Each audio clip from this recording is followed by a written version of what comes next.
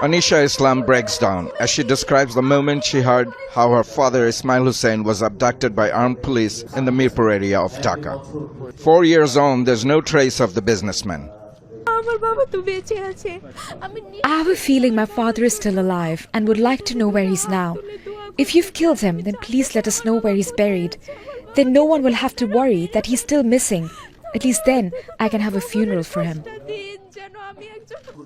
Local and international human rights organizations say more than 600 Bangladeshis have been forcibly disappeared since 2009. Some returned home but refused to talk for fear of reprisal. Many others were found dead in remote locations. Jumu Akhtar's brother went missing in 2015. Police later said that the student and the opposition political activist had died in custody. They detained me along with my parents and my brother, who was the main target and ultimately became a victim of custodial torture and death. I was kept in jail after he died for another 6 months. Kalpana and Michael Chakma were protesting voices against the oppression and harassment of the indigenous people in the Chattogram Hill Tracts region. Witnesses say both were victims of forced disappearances by state security forces.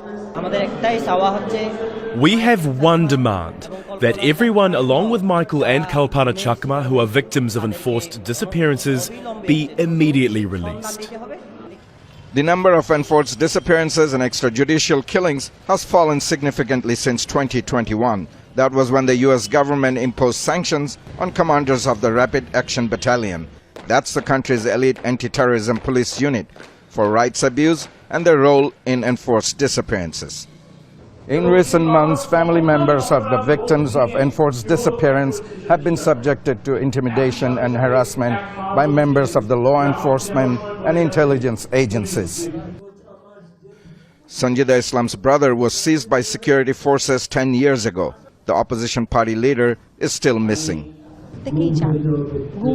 All the family members want is for those who are victims of enforced disappearances and subject to torture in secret detention cells to return home. Every day, we still dream of uniting with them. The Bangladesh government has dismissed the allegation as false and fabricated, and government ministers have repeatedly failed to respond to concerns raised by the UN, the US and other foreign governments. Tanvir Chaudhary, Al Jazeera, Dhaka. Make sure to subscribe to our channel to get the latest news from Al Jazeera.